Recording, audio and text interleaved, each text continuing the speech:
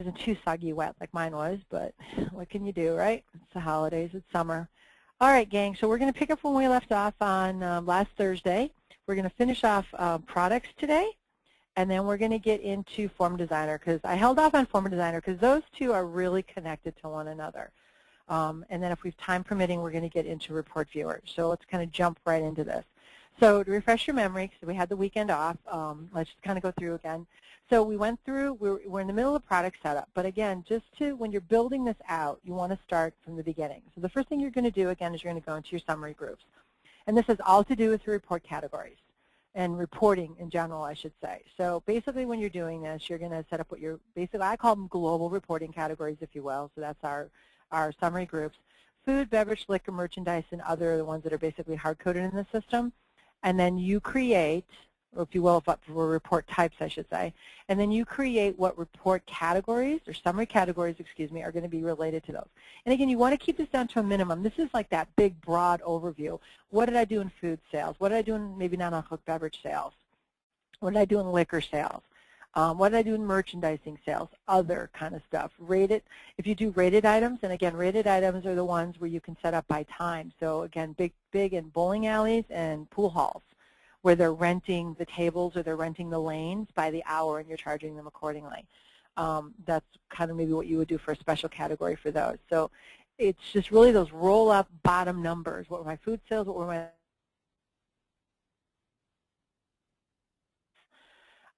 but again, it all varies. You customize it based on the restaurant that you're working with. So we get those in there. Then we get a little bit more finite, and that's when we get into the reporting categories. That's when you break it down a little bit more. So you have food, but maybe you break out your food for appetizers, entrees. Maybe you do appetizer salads, entrees, or you want to break them up by item, cooking stations, if you will, or types. So grilled items, pasta items. Or maybe you do it by your meat group, so maybe you do it by beef and poultry and seafood, all depending on how the customer wants to look at their numbers. This is the report categories is your lowest level before you get into actual item detail. So maybe not wines isn't good enough for them. They actually want glass wines and bottled wines, so maybe you'll make wines as a summary category. So you just got to find out from them how detailed, when they're rolling things out, how detailed do they want those numbers? What is that bulk number they're looking for?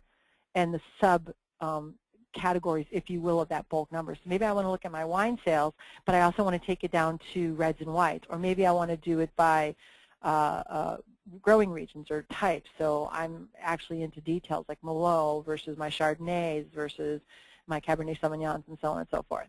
Okay, so you really do have to quiz your customer to find out what they're looking for. So you can properly set this up, because you don't want to bulk everything up and then find out after the fact that they want to break it down to a lower level. Okay, so we talked about that, and we talked about configuration setup, which again, report categories and configuration setup. When you're setting up those items, you're also setting up some of the prerequisites of those items, where they print to, what the tax group is, what are the default modifier windows that pop up, and you can control that again by configuration setup and also by report category setup. And you're just looking for commonalities. You know, all appetizers typically print to what printer? Liquor items typically have what tax rate applied to them if you're in a place where there's multiple tax rates. So it just gives you some of that flexibility. And again, remember then when you get into actual product setup, you can take it a level further, where you can literally item by item determine what prints where, what tax is going to apply, etc. So we talked about the initial setup screen, the 3 different descriptions, the 11 different prices that we have on it, the look of the buttons, the color, the text, if you want to put a button picture on it, so on and so forth. Again, applying the category or the configuration type to the particular item, and then type of product, and all the different types of products that we have, and what each of the buttons, when you're thinking of a product, think of it kind of as a button that you want them to touch, and what do I want that to do for them. The common ones that you're going to always work with are going to be your order products, which is the actual main item, the hamburger, the lobster, the pasta dish. Options are going to be those modifiers, extra, no, on the side, things of those nature. And then you get into some of the other custom special ones. Delay print command, this is going to come into play when you're talking courses, hold and fire courses, that type of thing. So each one of these has a different variety of functionality to them when you set it up.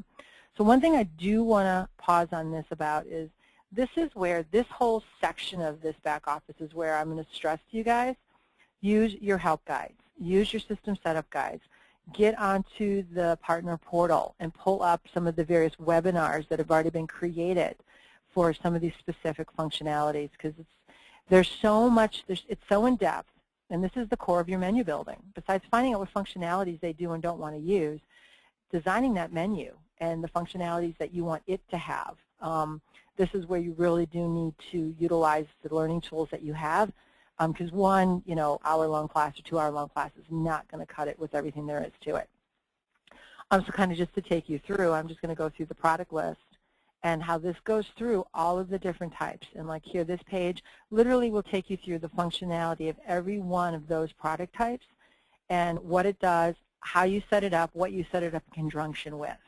All right, so definitely use your back office help and also any of the videos that are out there, the webinars that are already out there on the system.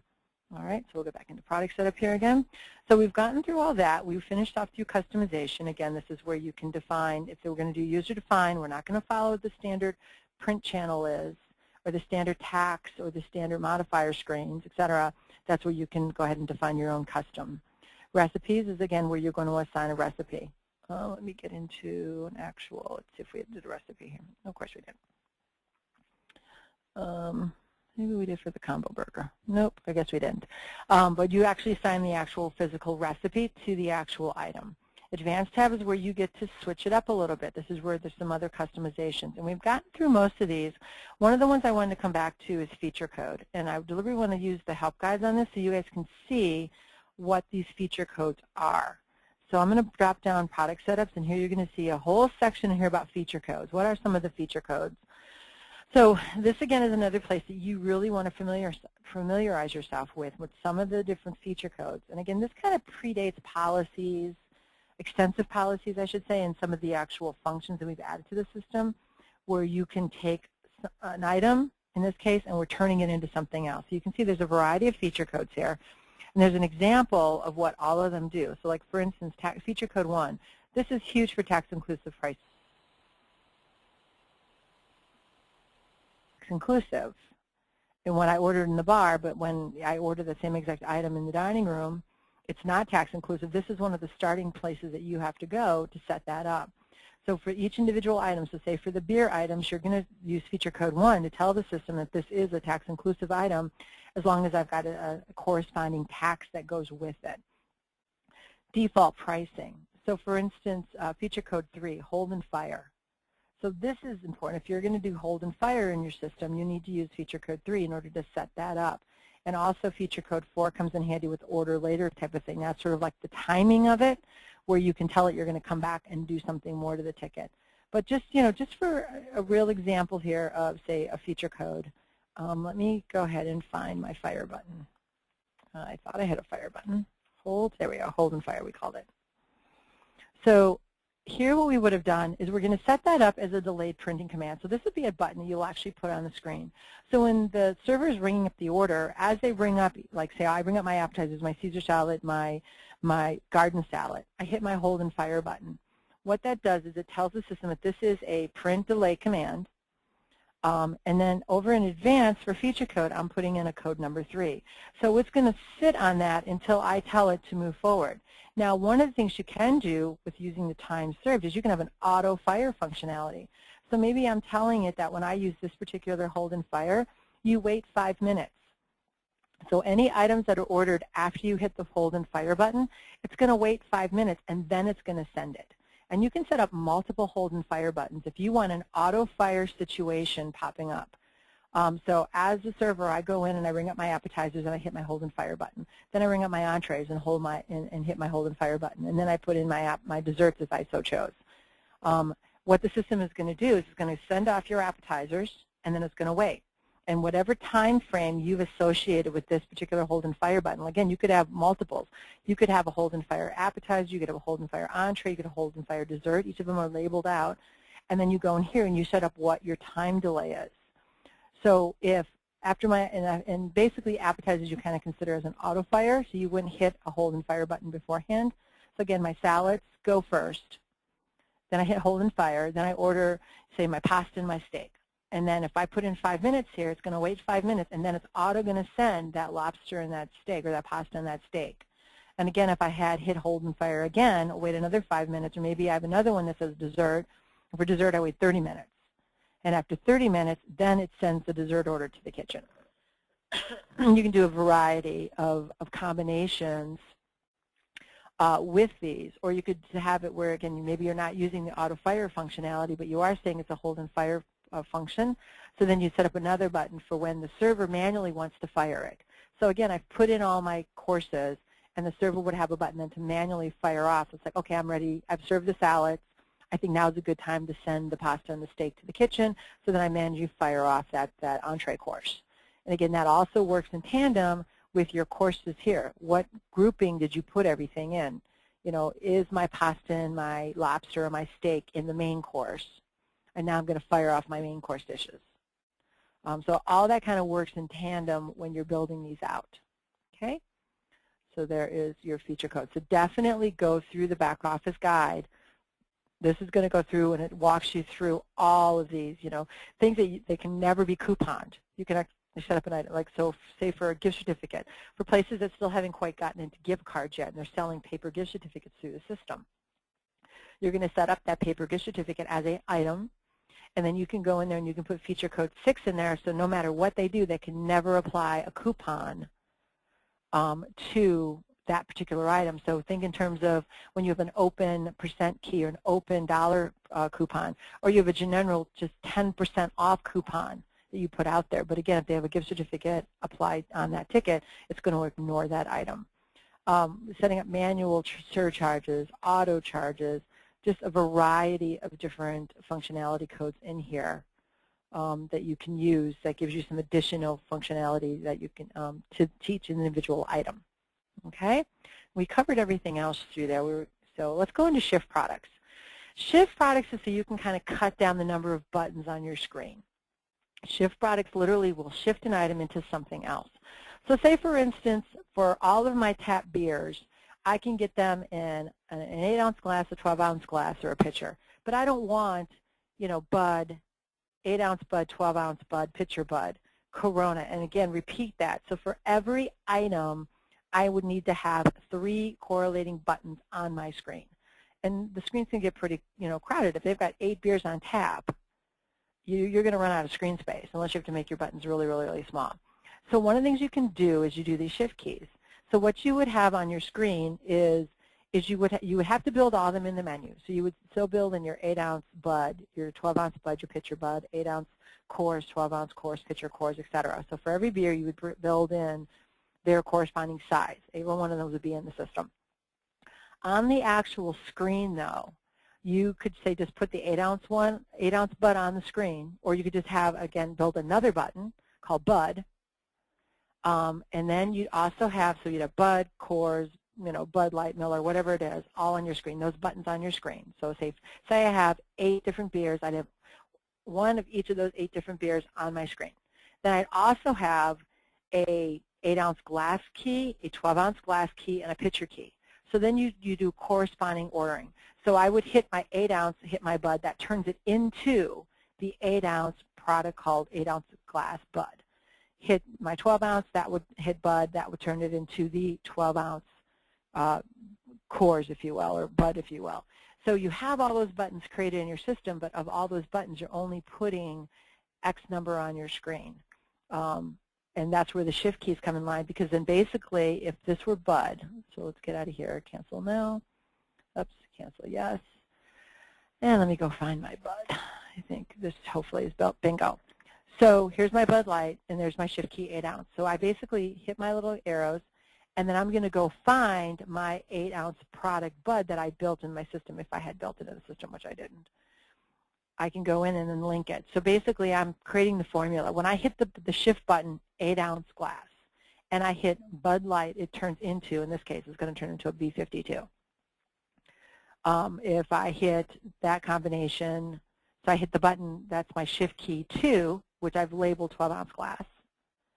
And the button, the product called Bud Light, it's going to turn into, in this case, it's going to turn into my Amaretto Sour. So you're linking them up as you go through, okay? If the item isn't in my system, I can hit my little dots, and again, that's where I can go ahead and search. So I do have some of them up. There's my example right there. I knew I had an example set up. That's what happens when you have a belated Monday. You'll lose your marbles. Corona. So there's my Corona. Corona, we'll do extra Corona. So here I have my Shift keys for these set up. So I hit the Shift key 1, and again, the buttons when you create them, Shift 1, Shift 2, Shift 3, you've designated them to be your Shift keys. And then this is what I happen to call them. Again, I can call them anything I want, but this is what I called them. So I'm going to hit my 8-ounce glass button with my Corona. It's going to turn into 8-ounce Corona. 12-ounce glass button with my Corona Extra. It turns into my 12-ounce Corona. Pitcher, linked, and turns into my pitcher Corona. So you can go up to 10 Shift keys for any item that you create in the system. So it's just a nice clean way. Instead of having all of these 3 on my screen times 8, if I've got 8 taps, I end up having only 1, my Corona Extra button, and my 3 Shift keys on the screen. So it saves a lot of real estate, and it makes it a little cleaner for the store, and in terms of what their screens look like. Okay, because maybe you don't want to have a draft beer screen and a bottle beer screen. This would all give you the flexibility of possibly having a 1 beer screen. Okay, user definable. This is just like we did with employee setup, where you can set up a definable tab. Now, mind you, this has nothing to do with front of the house. It has nothing to do with actually programming the menu item. This is strictly about reporting. So, for instance, we created one here for domestic. What is a domestic, yes or no? Beer bottle, draft or bottle? Again, is it a draft or is it a bottled? So again, this is strictly for reporting purposes. It doesn't do anything for functionality out on the front side of things. And I also want to note too that when it comes to the definable, the kiosk form I have here, the combo form, and there's also another one for web to go, which we're not going to go into, those are all policy settings you have to turn on in order for those tabs to show up.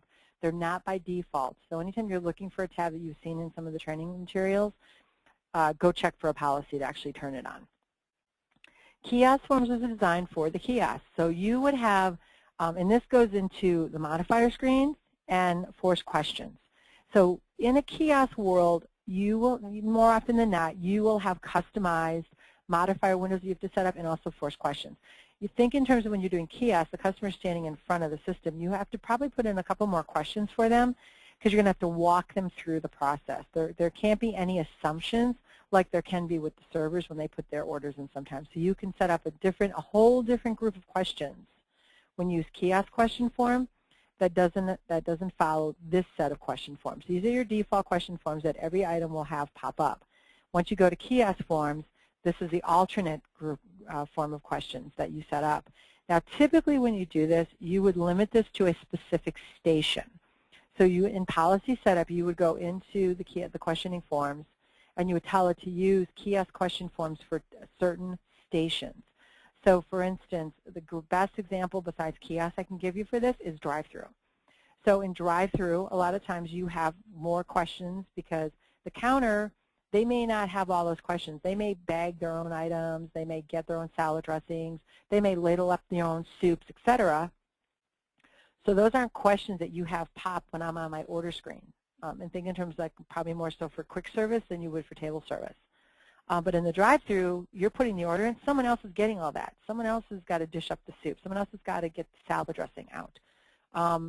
Maybe when you're doing in the front counter, when you make the item, the person who rings it actually makes the item. So again, you don't ask for how they want the burger made, or maybe they're doing manual tickets or whatnot. But in a drive-through situation, you need to have all of those questions pop up because that's how you get the order into the kitchen. So you would basically tell a system in policy setup to order forms, they're called order form, or question forms, excuse me, which question forms is that station going to use? And by station number, you would tell it which one that you wanted them to use, and then you build the questions out accordingly.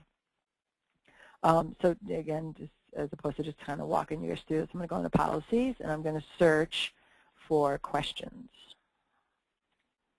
So question display, that's not the right one. And again, this is kind of what you just need to do. When it comes to all these policies, because there's so many of them, put in a main word and see if you can find what you're looking for. Question button display, nope, that's not it. Question button size, use question. So specify which set of force questions the station uses. Enable stations to use questions other than the defaults. So here are your choices. One is the default programming, which is the main set of question forms that you see on the product setup. 2 is going to be web-to-go questions. So if I turn that on, then that also will populate, or kiosk questions. And then you just tell it which station that you want to use this for. So you can see that my value here is 0 for all stations. But if I were to choose, say, station 4, maybe station 4 is going to be my drive-through station. I'm going to click on station 4. I'm going to go back. And typically when you're going to set things up station-specific, you do kind of want to already pick out your station before you start searching for stuff, because otherwise you have to go back and do it again, which is exactly what I'm doing. So use questions. So if I go in here and say, nope, for station 4, I want to use choice number 2, which is my kiosk questions, and apply. So then for station 4, it's going to default to the kiosk questions. That's how you can link them up. But that's one of the uses that you have when you're setting up your forms. So whether you use kiosk forms or whether you use web-to-go forms. I tend to, when I'm building for the drive-thru, I use the kiosk forms. You can also have more types of questions. If you look, we've got, what, 6? 1, 2, 3, 4, 5, 6, 7, 8 actually. 8 as opposed to 5 questions on a normal menu item, which again, sometimes in some of the restaurants, so here's another example, some of the stores have a ton of forced questions. And again, we only show up 5 here. Well, one way that you can manipulate is to use kiosk forms instead, and then you get 8 instead. So keep that in mind too. So that might be something that you do just in general for all stations, because you just need more questions. I had an account that they literally asked questions for everything. So it was a burger joint. So, first you got a question for what size of burger you wanted, because they didn't want to do shift keys. And they had, 3 different sizes of burgers. Or take it, you could even do what type. So if I want a regular burger, turkey burger, or veggie burger. I think that's one of the other things that we had. What type of bun did you want it? What type of condiments did you want it? What side did you want with it? Oh God, there was like 3 other things. So I was literally like out of questions space. So that's one of the things that I used the kiosk forms for. So I had all the additional choices of questions that I could add to it. Combo items. We have comboing, being able to go in and do comboing on the system. So again, your quick service kind of guides. Let's see if I got my combo burger. Oh, I just saw it too. Burrito combo. We'll do a burrito combo. So my burrito combo comes with a classic burrito, a large fry, and a small soda. So basically you just go in here and you add whatever product makes up the combo. So again, when you're programming, you're going to program a button called burrito combo, but you're also going to program in classic combo, large fry, and long soda. Now again, these are probably a la carte items they have on their menu anyway. So you're not programming anything extra. You're just, grouping up. So instead of them having to hit classic combo, large fry, and long soda, they're just going to hit the button called burrito combo, and it's all going to auto order these items. One of the things that you can do is the prices, fixing the prices. You could have it set up that you put your price in with your burrito combo, say $6.99, so that's why your fixed price would be 0. But maybe for whatever reason you are going to put something in here where it's going to add the price, it's going to increase the price by a different, a different value. So large soda, maybe even though it's a part of the combo, that ups the value by $1. Required items will work with our auto recognition. So what the system is going to do, the way this is set up, as soon as I hit, maybe the cashier doesn't ring up the auto combo, or it doesn't ring up the burrito combo. Maybe the customer's ordering a la carte because they just don't realize. So the cashier rings up the classic burrito and then follows it with a large fry. The system is automatically going to flag you. If you turn on auto combo recognition, going to pop up and ask you the question is like, do you want to make this a combo? So that will encourage the cashier to say to the customer, if you add a large soda to this right now, the cost is going to be, and it ends up being less money. This is something that they just need to know in their training documentation. on how much cheaper it ends up being if you combo it. Do you want to combo this? Do you want to add a large soda for an additional 50 cents? And if they say yes, and they can hit the button that says yes, and then we'll automatically turn it into the burrito combo. They don't have to go back and void out the classic burrito or the large fry that they've already rung up. It'll automatically do that for them. Void out those two items and turn it into the burrito combo if you use the auto combo recognition functionality. Because some customers don't. They just, they're looking up at the menu boards and they go, oh, give me a burrito, I want a burrito. I think I want, medium fried. Don't make it a large fry. Oh, maybe I can get, I'm going to want a drink. So how about making that a combo? So this helps with the ordering process at the counter. Encourage them to offer that as well. And that also goes with the suggestive description to help along with that process. Okay, so that is product setup. So force questions we haven't gone into. So force questions are those pop-up questions that pop when you hit something. So for instance, I've got a few things in here. So we're going to look at the old combo. So what happens when they hit the item called the old combo? And mind you, what I tend to do in support guys and programmers, help your support guys out with this. When you're building a force question, when you put in the name for it, match it up if you at all possible to the item you're attaching it to. So when you're playing detective, if a force question isn't working properly or the customer wants to change a force question, it's detective work. So you want to try to make it as easy as possible for those people that have to support it, and also for the customer. If they're doing their own menu maintenance, you have to consider this when you're building out menus. If they're going to be maintaining their own menu, they have only 10% of the knowledge base that any of us will end up having. So think about your complexity.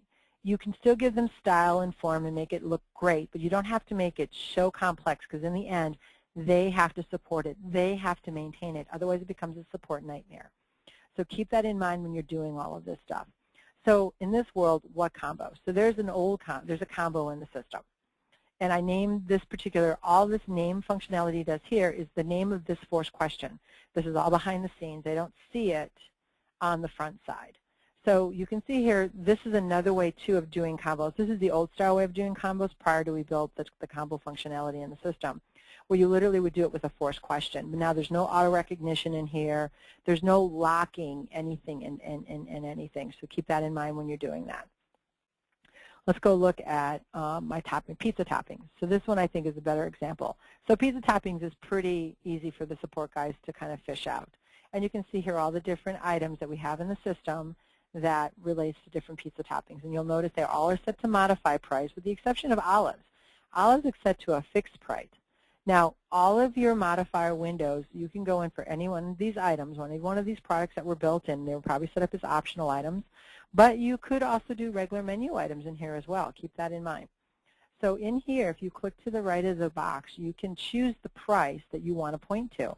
So you're not locked into just the modify price. You can pick any menu price that you want to point to.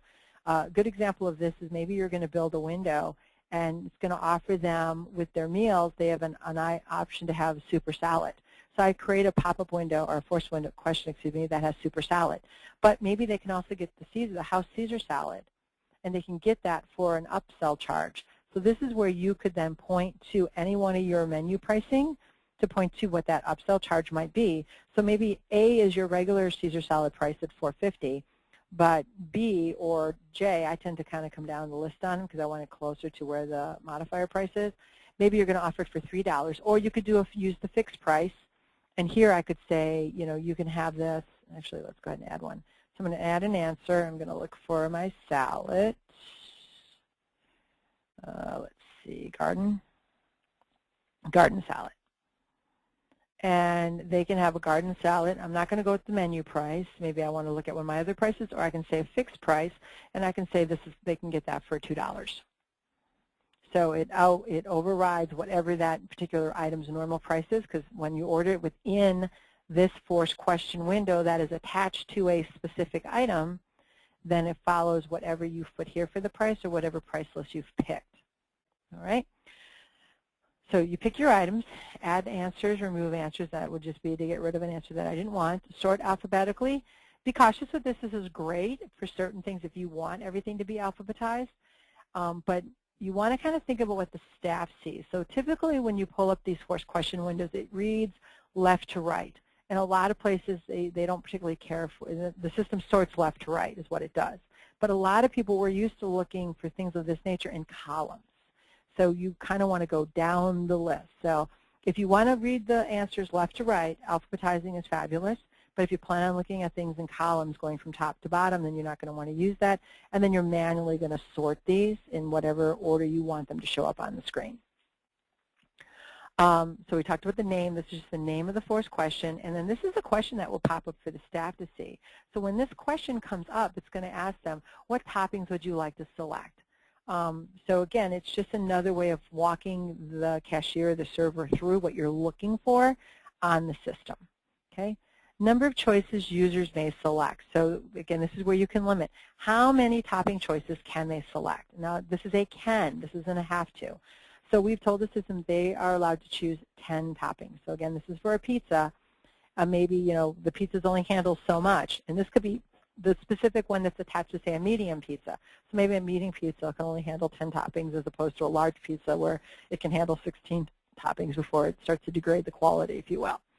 Minimum number of answers. So now this is set to 0, so they don't have to choose it.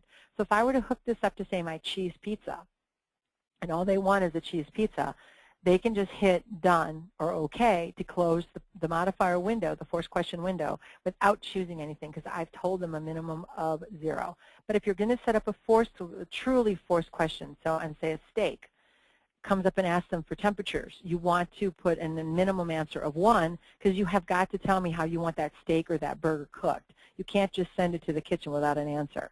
So when you set up your medium, you know, your rare, your medium wells, your mediums, medium well, medium rare, etc., you're going to set that up in its own special window, and you're definitely going to want to do a minimum number of a 1. So just think in terms of, is it truly a forced question? Not only does it pop up when they touch the item, but are they forced to make a selection before they can close that window down? And to go with that, so again, that goes with your number of choices. Number of choices user may select. So if we put number of choices users may select as 1, and we make it a minimum of 1, that will then auto-close the window. When I click my auto OK button, my auto OK flag to automatically close the window. So I order my steak, 8-ounce sirloin pops up, I have my temperature choices, I hit medium, and because I set this to 1 and this to 1, along with auto OK, automatically that forced that window to close for me. So there's a combination here when you're building these that you can play with. All right? So I'm going to go back and put that to 10 and put this to 0 to match up to the pizza scenario. Number of mod price choices. So maybe my pizza, this particular pizza this is attached to, they get 3 toppings at no charge. So they go through and they pick anchovies, bacon, and chicken. I know, disgusting, but that's my choices today. And those automatically default to the mod price, which typically, again, now mind you, this isn't showing me my price, but I have to assume, again, you have to go back and do some hunting on your setup. In the product setup for, say, chicken, did you leave your mod price at 0? Then what happens if I hit my 4th item? It's automatically, no matter what this is set to, it's automatically going to default to price A. So I'm getting 3, 4, 0, but as soon as I hit my 4th modifier item, regardless of what my modifier price says here, it's going to default back over to price A. So say, for instance, that price is 50 cents. Ham is not going to charge 50 cents. Mushrooms are going to charge 50 cents. Anything that I bring after my 3 choices is automatically going to default to price list A, and then that is going to charge wherever that price is moving forward. Okay? Maximum allowable splits. So this is when we're talking split items. And again, this kind of works with, again, your pizza options.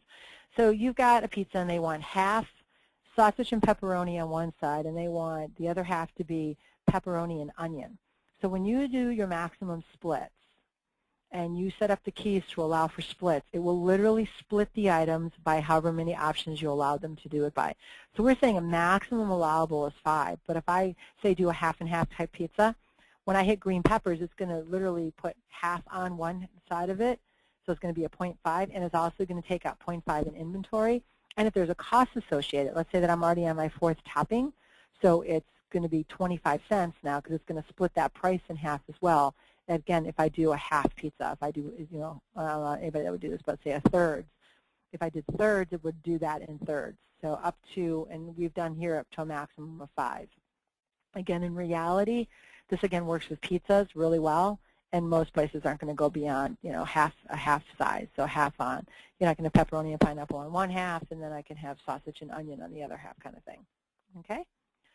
So in conjunction with all that, we have some of our tick boxes. So allow multiples. Allow multiples will let me hit any one of these toppings multiple times.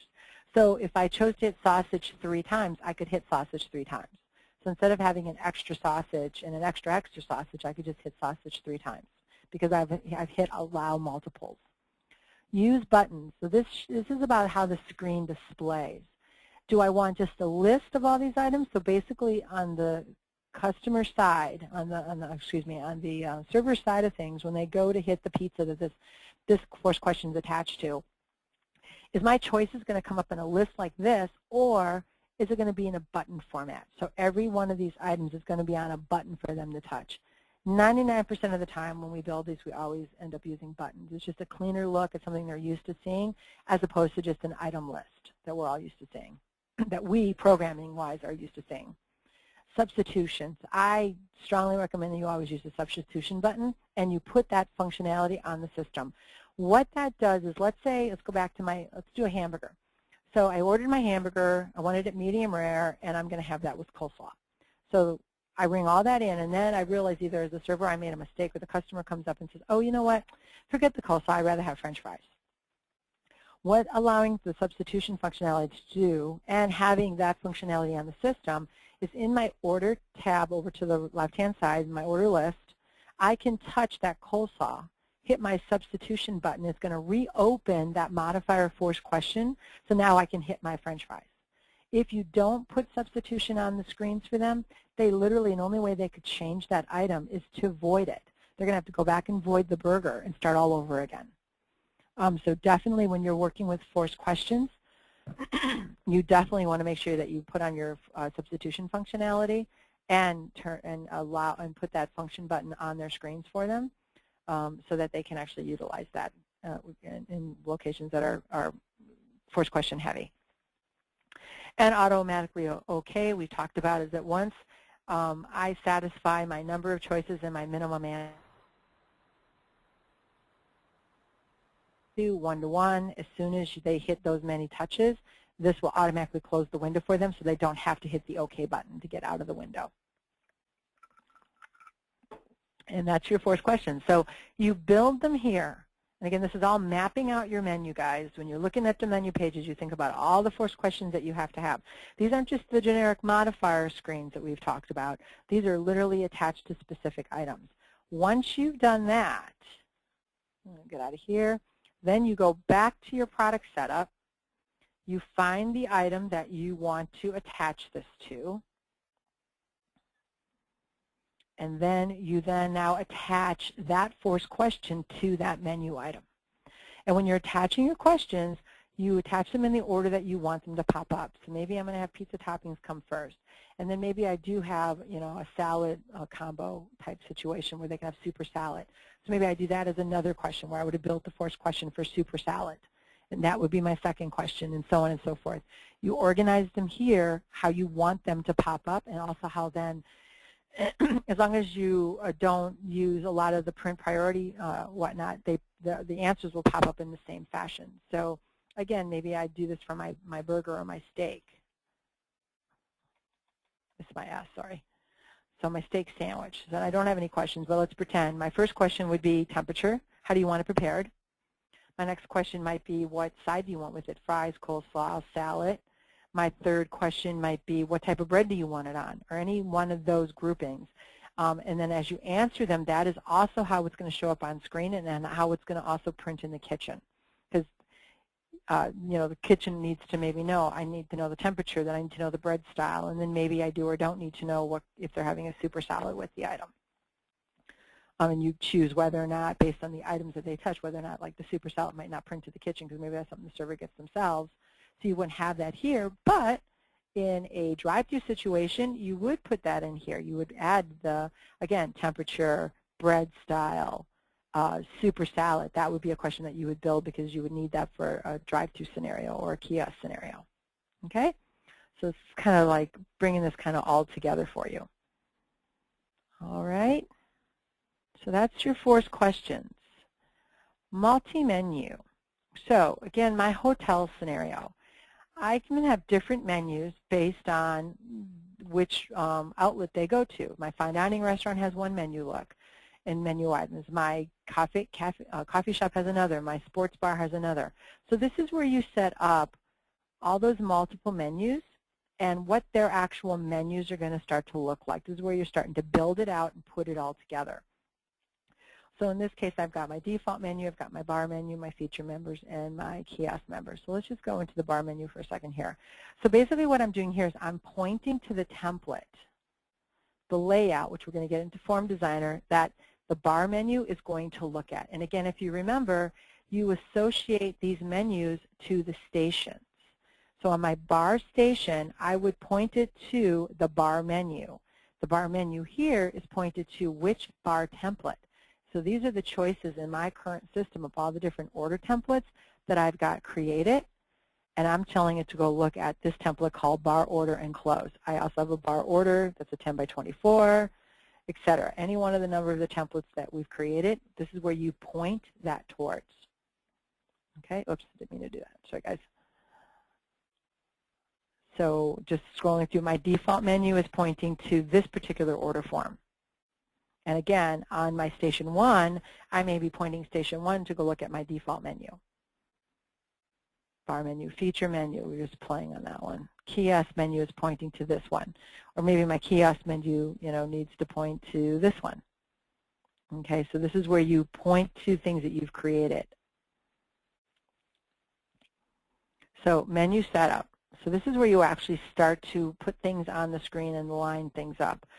So a menu setup for our drop-down box through here. So multi-menu, by default, it's sorting alphabetically, gang. So it by default is showing you my bar menu. This is when we load up POS and we look on the bar screen. This is why the bar menus, beer, cocktails, shots, wine, etc., over here to the right-hand side with the actual items listed in the center. If I switch over to my default menu, and this is one that we've been looking at for the quick order, you're going to notice the difference. This is the one where all of my order screens are down on the bottom instead of over to the right-hand side, and then all my items pop up in the center. Okay? So when you're working on these, you need to pick the proper menu that you want to look at when you start sorting things out and you're putting them on screen. And this, again, is when you're building this out, think in terms of maintenance, and this is also kind of when you're thinking in terms of the staff. How is it going to pop for the staff? How my menu flow, make it as clean as possible, because that reduces the number of errors that the servers might make on the system. All right, so special will allow me to sort the pages alphabetically or by products of all revenue centers. So again, you want to be cautious with this because, again, when you're sorting these out, you might be positioning your buttons on the screen in a certain way. Like I'm grouping all my salads together. I'm grouping all my soups together. If we're going to do this alphabetically, it's just going to, again, sort it alphabetically, which is what you can kind of see. This one we actually did manually. So I got all my soups in the top row and I have all my salads in the bottom row. But if I choose to sort this page alphabetically, it's going to all get mixed together. So I tend to stay away from these buttons, quite honestly. Okay? Tagging we'll talk about once we get into this, but it kind of basically allows you to pick multiple items and then say tag them, and I want to sort them. I want to apply a certain set of conditions. So I can apply a certain price. I can apply a certain report category, print locations. That's not necessarily maybe something you might do because you kind of maybe did that when you were setting it all up back, again, product-wise. You added your soups to the appetizer page. You added your pastas to the pasta group, or maybe they just went to the entree category. This comes in handy a lot when it comes to color.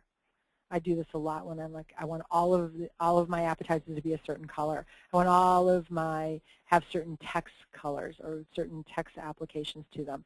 I want them all to be italicized, all my salads to be italicized, something along those lines. Okay, and then exit menu setup. So what you have here when you come in here, pages. So these are all of the order pages. And these are order pages down here. This is what this is. It's all the different pages that you, again, sorted things by. So you're, again, grouping things in a way that makes it easier for the servers to find. All my pastas and all my dinners in one location. All my grill items are one. All my wines are on a certain page. I can either click on the buttons down here to have them populate for me what the screen looks like and all the items that pop up, or I can click them over here. This is just a listing of all of the different ones that I've created. And then products. This is everything that's in my database. So once I select my page, then I can drop and drag the product that I want on that page. So say, for instance, I'm going to go to my dinner special screen. And I'm going to go to my products listing. And let's see, let's go and search. Here's my steak sandwich. I want my steak sandwich as a dinner special. All I'm going to do is hold down my left mouse button, pick the spot where I want it to appear, and let go. And that adds it to my menu screen. That's it. That's all there is to it. Or I can use my Insert Product button, so I can hit T and hit Insert Product, and then pick the cell that I want to insert it at. So again, highlight cell, hit Insert Product, or just click and drag. Your choice. Pulling it off would be just dragging it up to the trash can. That does not delete it off of the menu, or out of the menu, I should say. It just deletes it off of this order screen. And then to rearrange things, again, just hold down your left mouse button and just drop. Just drop and drag, basically. All you're doing is just dragging them around. So once you get all your items on screen, you may want to consider, you know, maybe I don't like the way that looks. Maybe I want to switch it over there. You know, what does it look like for the staff? Again, we're trying to minimize mistakes. Now, to visualize this, we have our lightning bolt. So if I click my lightning bolt, that is going to load it up for what it looks like on the front side. I can go to my dinner screen, and I can see what this looks like for the staff. And you'll notice that it's also showing me items that I have 86, and also items I've put on countdown as well, because it is really mimicking what it looks like for the servers on the front side. All right, so this is where you can kind of test yourself out when you're building these. How does it look? Does it look right? Is it a nice function to it, etc.? So like for my old school burger. So now I can go ahead and let's say I look here, my grill item, old school burger. This will even bring up what the modifier windows are that are attached to that particular item. So my command, so anything that we've got set up for that, again, we're doing it by probably order group. Now again, order group, or we might have done it by that item specific, maybe just for that specific one. We changed it up and we put commands in there. So to close out of that window, you just hit your X button. So this comes in handy when you're actually building out your menus. Okay? All right, so another thing that we can do through here is that we can edit a product. So maybe I want to go into my Miller Lite and I want to edit it. I want to look at it. I want to see something about the settings on it. Again, one of the biggest challenges you have when you're building these is sometimes you end up not realizing that you've got 3 items that all have the same name. Maybe you were trying to build some different modifiers and you didn't realize that you already had 2 of them in there. So you've got 3 with the same name. Well, this way you can go in and you can look and make sure that you have the right one on screen. And for support, this is big because you'll get customers calling and saying, you know, I created this Miller Lite key and it's not showing up right and it's not showing the right color, etc. And you go and search it out and you find out that there's 3 of them out there. So that's another thing that you want to kind of look for. Also, the other biggest challenge that I find sometimes with this is that in the product list, it goes by that first item name. You know, we have 3 different naming fields. It's looking here, it's sorted by its report name. So what's on the button can be different than what's on what you're searching by. So they may have called it, you know, the button may look like Miller Lite, but in the back end, they may have made the Miller Lite name. This here could maybe say BT for bottle. So you realize you're not working with the right product. You know, so it doesn't function the way they expect it to function because they're not looking at the right product when they're in the system. So that's another thing to kind of watch for. Colors, etc. All right. Let's see what else can we do here. So let's talk about this tag thing for a second. So if I right-click on any of these, I get another mini menu, and I also get another tag button as well. So some of the things that we can do in our right-click menu. Edit the product, same as going to edit product up here. Show information. So if it's going to give me this like this little mini window. What are the prices that are set up for it? So it's another quick way as opposed to going into the edit product if I want. If I want to remove it, same as dragging it up to the trash can. Cut and copy. So maybe I have a whole line of these that I don't like where they are and I want to drop them down. So I'm going to hold down my control key and I'm just going to click. And then I'm going to right click and hit cut. I'm going to come down to the first one that I like, right click and insert. Oh, actually, oh, why did my copy didn't work? Oh, let's try that again. Uh-oh, that's going to get stupid on me. Cut.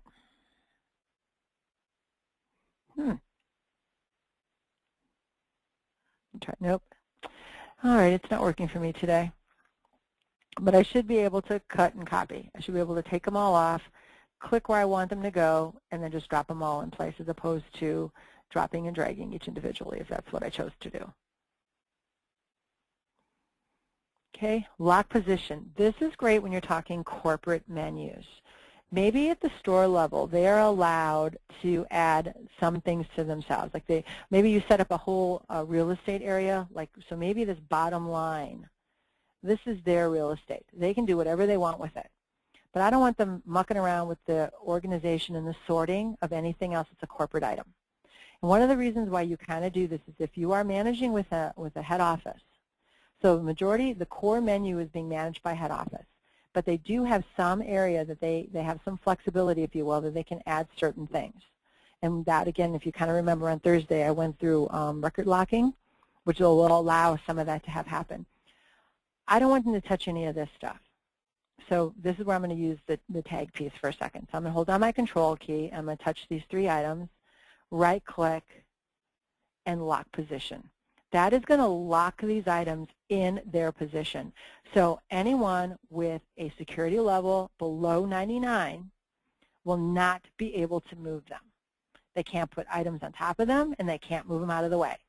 And one of the reasons that we kind of like to do that is that I want to, again, if I'm going to let them have some real estate where they can add their own specials and they can do their own thing, I know as the head office person, the menu manager, that this bottom row, they get to do whatever they want to. So if I make changes to any of these other grid squares, I don't have to worry about there being another product in its place. So what I would do is I would lock down all of these grid squares so they can't put anything in those locations. And that gives me the ability to send down any kind of corporate menu changes that I want without any kind of challenges at the store. I just need to also know that I stay away from, say, my bottom row here. But that's what locking them down does, which is actually really great, again, when you're talking a corporate entity. And again, you can go through, once you lock it, you can unlock it in the security level. If you want to change the security level out, maybe you'll say anybody with an owner level, they can go in and they can make changes. So it's just a matter of how you set up the security at the store level and who can do what. Okay? Another thing, a big thing with the tag, let's do these three. One of the big things that I tend to do with this is color. So maybe I don't want those all to be that dark blue. Maybe for whatever reason I want them to be this teal color. And that allows me to go and do that. So you can click multiples and you can change their colors. And again, you can use your little lightning bolt so that you can see what it looks like. So this is also really good, like if you do use logos, so you can come into your screen and you can see how that looks with the logo. Make sure that you're not cramming things and that you're not blocking other things out. Okay, so that is everything through here. Okay, so again, depending on what you're doing, insert a page. I want to add a page. Where do I want to put the page? Click it, insert, or again, you can drop and drag. Okay, and again, it's based off of the different, if you're doing multi-menus, which really, don't get into multi-menus if you don't have to. I mean, again, it all depends. Some places, again, if you've got a drive-through, you might have, you're going to end up having probably a special menu for the drive-through. But a standard restaurant, maybe you do a special menu for the bartenders. It all depends on what the business is. It really, it's all about the maintenance at that point. Okay. And I wonder, did we cover everything? I'm pretty sure, I'm just going to go back again. I can't remember if we covered order pages or not on Thursday, so this might be a repeat. But this is when you create the actual order pages. So just like we go into product setup to create the products, this is where you create those order pages. And you basically give it a description, what the button's going to look like, color text, if you're going to put a picture on it. Using the grid settings would mean follows what is in Form Designer, how you set it up in Form Designer, the whole layout. If you didn't want to do that, then you got to start putting in your tops, your verticals, and your bottoms, and it's a lot more work to maintain it, but I mean it's an option that you have. The other thing that you do through here is you tell it whether or not it's an order page or a modifier page. That's important because when we get into Form Designer, there's different templates for an order page versus a modifier page. So this is where you're defining that as well. Okay, and again, that again goes back through menu setup. That's why the system knows, even though these are all together, it knows that the bar modifier page is a modifier page, as opposed to the kids menu as an actual order page, and affects the layout of inside of each. All right, and that is everything in product. Just doing a double check to make sure I hit everything. That is everything. Okay, we are going to get into Form Designer, but you know what? We're going to take our 5-minute break now because I don't want to start and then have to stop in another 2 minutes. So we're going to take it 2 minutes early. So we'll see everybody back here at 3 minutes past the hour.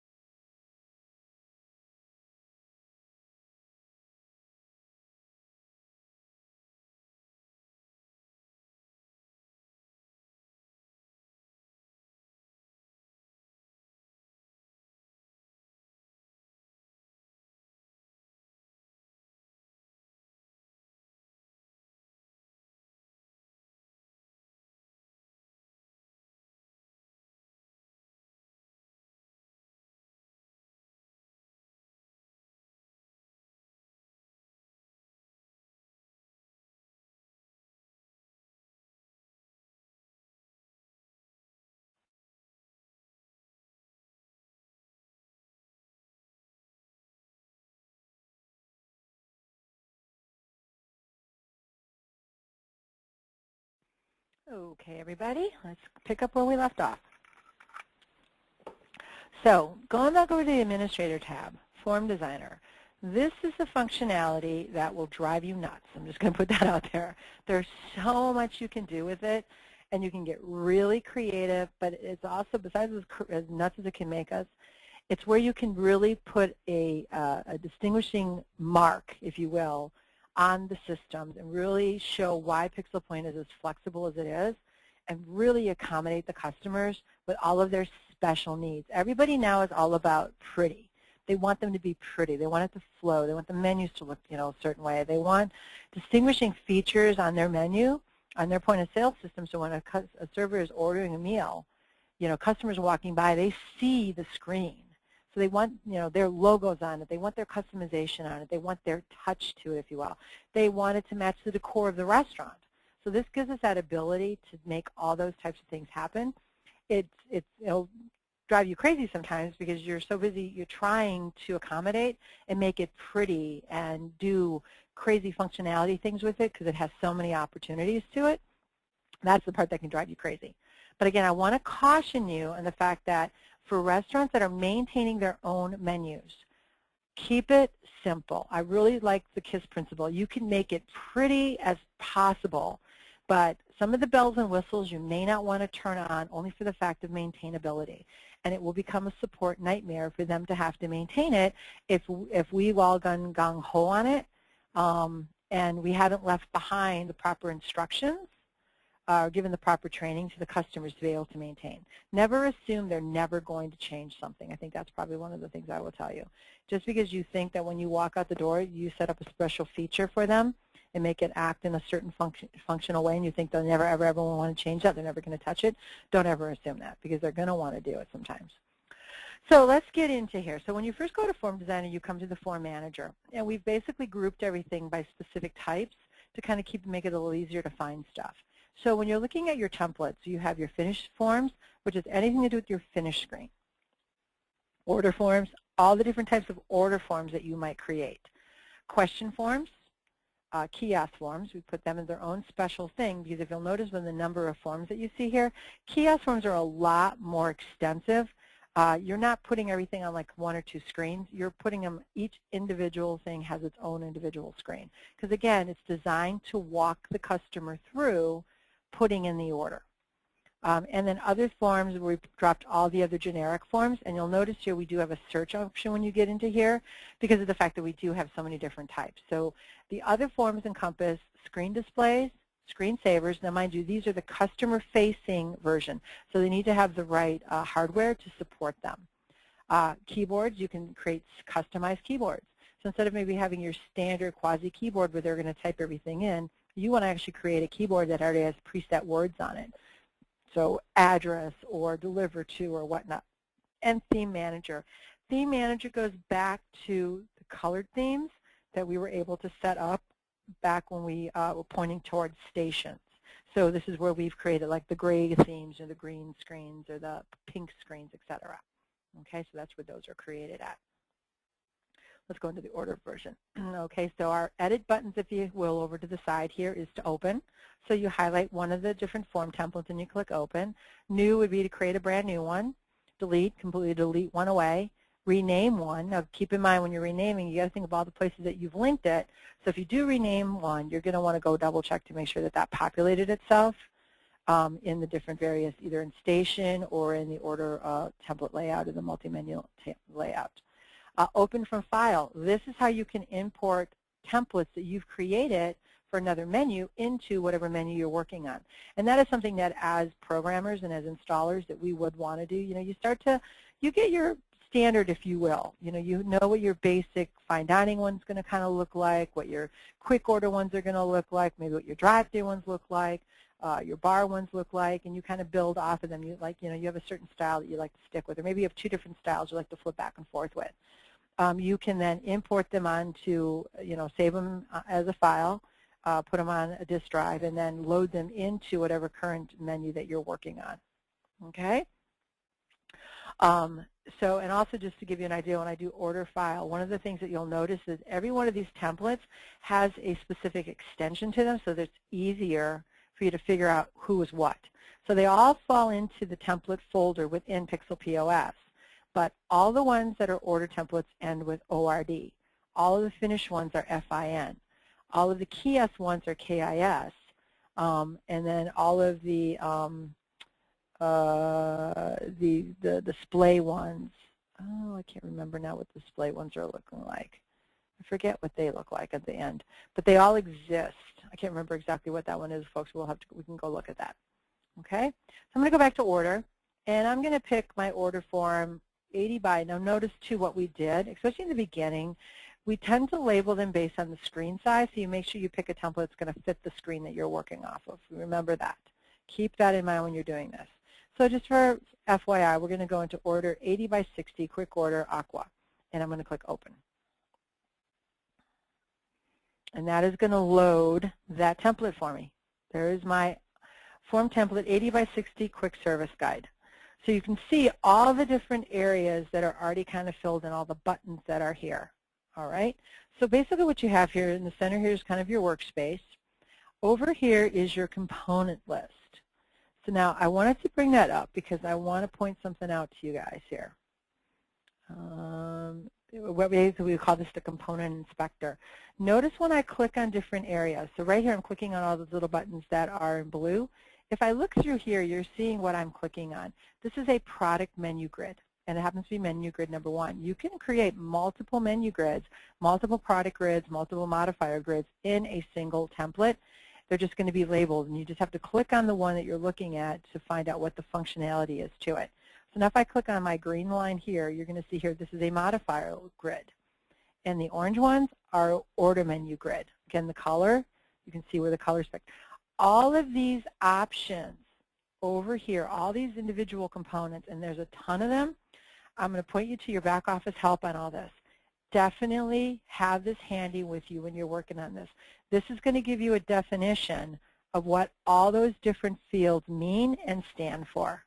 There's so many of them, and you're going to get used to the ones that you use all the time, like rows and counts and heights and bevel and color size and things of that nature. You'll get real familiar with function ID, function name, and function type. But some of these are a little bit out there, and you're like, what does this stand for again? When you're playing with this stuff, definitely refer back to the help guide when you're doing this. Okay? So to go through your menu choices here, we have our drop-down menu, and it has various options in our drop-down menu. So for instance, manager, that's going to bring me up my manager again. I can have multiple templates going at one time. So if I'm trying to match up, maybe I've got an older system where they're using a 1024/76 and an 80 by 60 screens, and they're for the same, everybody has the same menu, but I have to change it up based on which template I've assigned to each of the different stations. You remember back in station, we could choose other. That's what that other is for. So I want to match them up. I want to make sure, even though I know it's going to be the 80 by 60 is going to be smaller, I still want to follow my same design. I still want my order screens in the same position, my menu screens in the same position, my modifier screens in the same position, that type of thing. All right. Other thing with form is open from file. So this is where I was saying, well, you can go in and it can, instead of pulling up the menu, instead of pulling up, then I can actually go to the individual templates that are already inside of that particular grouping. Okay, save as. So I'm using this as a base, and I'm creating a brand spanking new one, and I'm going to save it with a new name. Export to file, import from file. This is, again, pulling in and pulling out for another database. So I can export this out, save it as a name, pop it on a thumb drive, and plop it into my new database. As an import, again, the reverse of that, taking a template that I created and importing it into this particular database. Once you import the templates into the database, they become a part of the database too, folks. Okay? Close, I just want to close this particular grid. Close all, I'm closing everything. Run our lightning bolt again. This is so helpful. This is a tool that you never want to forget about. So run with the lightning bolt. Basically, it's going to show me, same as it did in menu setup, what it looks like out on the floor. What's it look like for the servers when they're ringing up these particular items or clicking on these particular order buttons? Okay, so we have it in form. We also have it as this top toolbar right here, invaluable. Okay, edit, undo. So again, you're going to want to remember some of this stuff. A lot of your menu functions here in the drop-down menus are on this first set of tab functions as well. So there's my undo or redo. There's my cut, my delete, my copy, my paste. Locking controls, being able to lock down certain features and functionalities. Okay. Select all is basically selecting everything. You know, maybe deleting all of it, maybe copying all of it. So those, again, are basically the same as my drop-down menus are in my toolbar, okay? All the different editing functionality that I can do. View, all the different ways I can look at it, my alignments, my tab orders, my sizes, my grids. You know, ignore errors. Sometimes you might want to ignore an error because you still want it to load properly. My ruler, so here's the ruler right here. Do I want the ruler on or do I want the ruler turned off? Okay, different menus. So now this is linking me over to my multi-menu. So this is the grid, you know, what grid is assigned to the menu versus the default.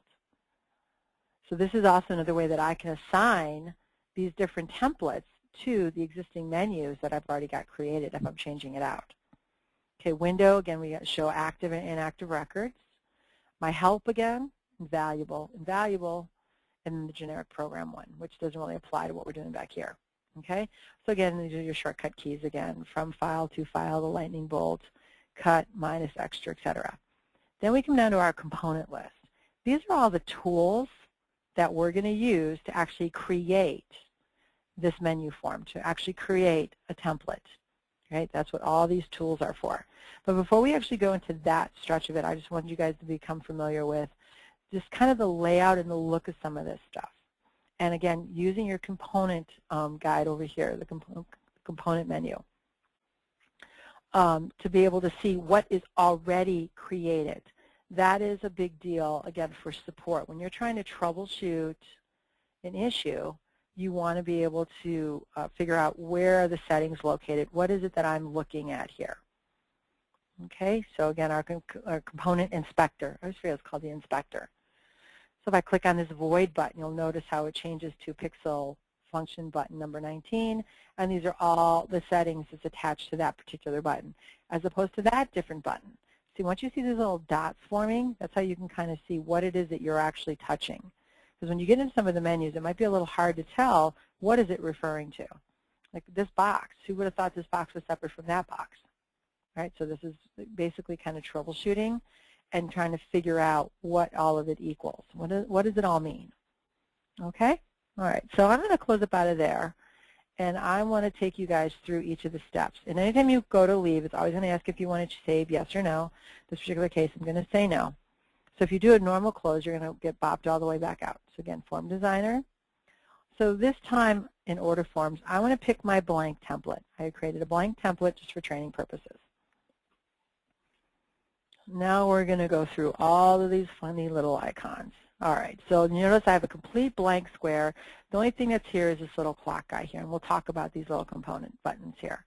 Some of these are drop and drag. Some of them will actually pull down a little tool. Like this guy here is a little timer. He's kind of a tool. Anytime you see one of these little buttons down here as a box, it does not show out on point of sale. It's just a little tool button, if you will, to turn on a certain functionality. So the first one we have here is just a pointer. That's basically just I want to select. Selected or deselected. It's more like an editing tool. Once it's down, that means I'm editing an existing functionality that's already on my list. Style. This is my form style. This is how you can determine what the background color looks like and what the feel of the color is.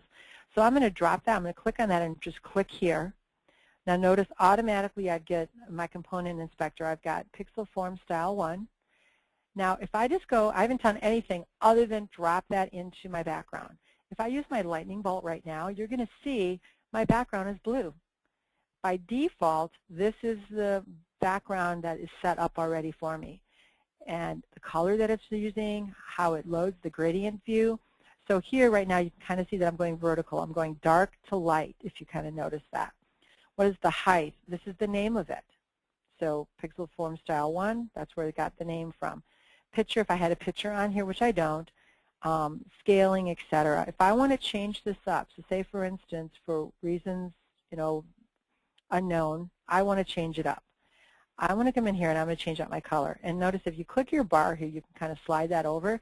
That largens this. That's why I'm kind of doing an 8 by 60. It's easier for me to kind of show you guys all the different components to this. I'm going to change this color up. I'm going to choose purple.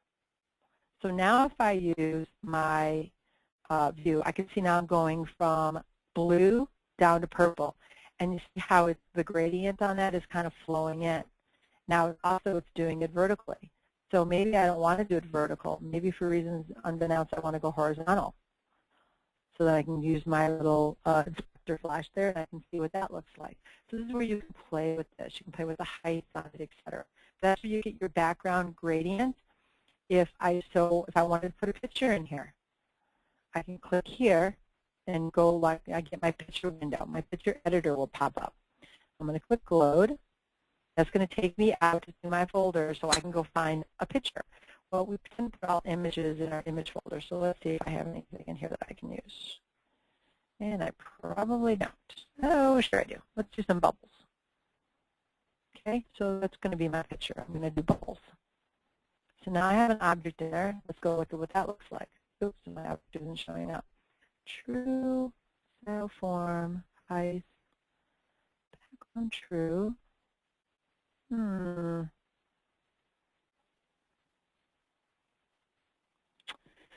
Okay, well, I don't like that particular object. Load, save, no. Let's see here. I'm sorry, you guys. Now all of a sudden I'm having a challenge.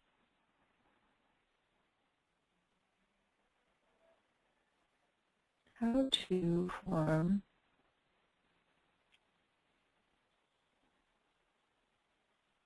PNG. Should be okay with that. Load that. Save it. Okay. Here's my object. Rescale background. Pull him off and see if that makes a difference. Nope, that just took my color. All right. So we're having a bit of a challenge, and you'll notice that we're having, when it comes to graphics and using the virtual PC, sometimes I end up having a challenge with them. So but this is where you should be able to add a picture to it, and it should be loading up, and basically it would put itself on top of the color scheme that I have in the background. So this is where I was saying how this is the part where it can drive you crazy, because you're playing with it and trying to figure out what it is and what doesn't want to work for you. Okay, we'll come back to that. All right, so that is our form style. So pixel label, that's our P. So this is where you can actually put a label on a system. This is kind of nice when you are kind of sorting out the screen. So maybe I want to have a label that literally has breakfast. It'll have a small menu, breakfast, lunch, dinner. We did this recently with a buffet-style restaurant where it was literally, there's 3 prices. Children, adults, and seniors. So literally we had, we had minimal menu products at that point, right? So I've got breakfast pricing, lunch pricing, dinner prices. We put a little label over here to the side as another indicator for the staff visually so they could see, besides the button saying breakfast, lunch, and dinner, we had little breakfast menu, lunch menu, with a little arrow pointing to it. Okay. This also comes in handy. One of the other things that you might want to link this up to is using your how to make functionalities. You'll notice here, now this is the first time we're going to get into function name and function type. This is huge when you're working on this. So normal, it's just normal. I can put in any kind of verbiage here and see what I want it to make. Now, so in this case, I'm going to call it make directions. And down here, I'm going to go point to special. When I go back to function name, again, I can put a different function name in there, and it's going to point to what it is I'm looking for. So I can actually put in the directions on how something is made. Okay? I'm going to pull that off. I'm going to keep this as clean as I possibly can while we're doing this. All right, so that's our pixel label. So texting. So this box, again, it has multiple uses. This is a text memo box. So bring that down, draw this. So one of the main functionalities for this Again, I'm going to go to Special and pull up my function name is Product Information Totals, Web Description Long, and Web Description Short. So this is the box that you tend to see down over through here. It's going to have all, if you pick the function totals on it, it's automatically going to populate with your totals. That's one of the functionalities that is on there. And again, you can choose, notice here because I chose totals, I have show final totals, show gratuity, show member points, show net. I can uncheck any of these that I don't want to have show up here. And if I go now to my Flash, I can now see my total window on here. And it's showing Memo because I haven't changed the name of it out. This is where that would, where you turn on all of your different functionalities. And again, you're using your function name and your function type to change it out. So again, if I leave it on special and I switch this to product information, now this is going to show all my product information. It's whenever they touch, say, cheeseburger, and they touch show how or make information, that is where it's going to pop up. It's going to populate the, burger, fry, automatically comes with lettuce, tomato, mayonnaise, whatever it is you typed in the product information field over in that particular product setup. All right, that's another one we use a lot. Panel is next. That is this little guy right here. Panel is used if you want to have, you're doing some kind of special real estate. So you're trying to make things look a little different, give it a little bit more of a oomph, if you will. So you can create a panel, and that's typically when you do a panel, you're putting something on top of a panel. So I might, for instance, be wanting to put an image on the panel, or I want to put a shape on the panel. I'm putting a button on the panel. Or again, maybe I'm going to go back to my text, and this is going to put my how make on here. So then it kind of has its own little layered look when you're building something in the menu to kind of separate it out from the regular order screen button. You might want to have a panel and be like, maybe you're going to put a bunch of the function buttons. We'll talk about function buttons. So I might have on my screen, I want my how make, I want my substitution, and I want my my size up and size down on my screen. So besides having all of my menu items up here, I may create this panel, and I might switch down, I might relocate it down below, and then on top of this, I'm going to put all those function buttons I want. It gives it a little bit more depth, and it makes it pop more for the servers when they're actually using the system. Okay, so again, notice how it outlines the background color. It can have its own special look, if you will. Okay, now in relation to that, some of the stuff that we like to do sometimes is some of these other buttons. So this guy here is my image. Come on down, click. All right, so this is my image. So this is where I can put a picture on the system. So maybe I would rather have a picture of a gift card as opposed to having a button called gift card. They want a picture of, and this again is not product setup, so you're not linking, say, the cheeseburger, the picture of the cheeseburger to the picture of the actual product cheeseburger. This is just like I want a visual on the screen. This is something that you do a lot with your kiosk systems. Okay, along with that, if they wanted an image, then our next button here is shape. So maybe instead of having just a square, I'm going to, again, just like a panel, but I want to change it up. So the default is a rectangle. Maybe I want a circle. So I'm putting a circle on the screen for whatever reason. And then inside of that circle, I, again, am going to put something special. I'm going to put a function button in there. I'm going to put a special. I create a function button that's linked to a product item. So again, it just gives you some more depth and some more design options to separate things out a little bit. Along with that, another option is our Bevel Panel. So all I'm doing is clicking on the items, by the way, guys, and I'm just dragging them down, or I'm just right-clicking and holding down and making my shape. That's one way you can do it. Otherwise, also, you can adjust your, your width and your height and the depth and whatnot over through here. This would be a Bevel Panel. So again, I'm making a panel, and again, it's something that I'm going to put buttons on top of to give it some more depth. So now if I go in here to my see here, Bevel Box 1, I got my shape. Maybe I want to change this up to 381. So I can adjust some of the looks on it. What does it look like, how deep the bevels are, etc. All right, so those again are all design options that you can do, that you can use. Okay, timer. Now mind you, this is what the timer is, and of course I could pull this off of here. But the timer is something that you can put into the system. Now this comes in handy in Kiosk again. You have customers that they start to place an order, and then maybe they get stuck, or they stop, or they walk away, and now the system is sitting there in this kind of order state where somebody started the order, but then they walked away from it. And a new customer walks up. They think they were like, wait, this is somebody else's order. I'm kind of in the middle of this.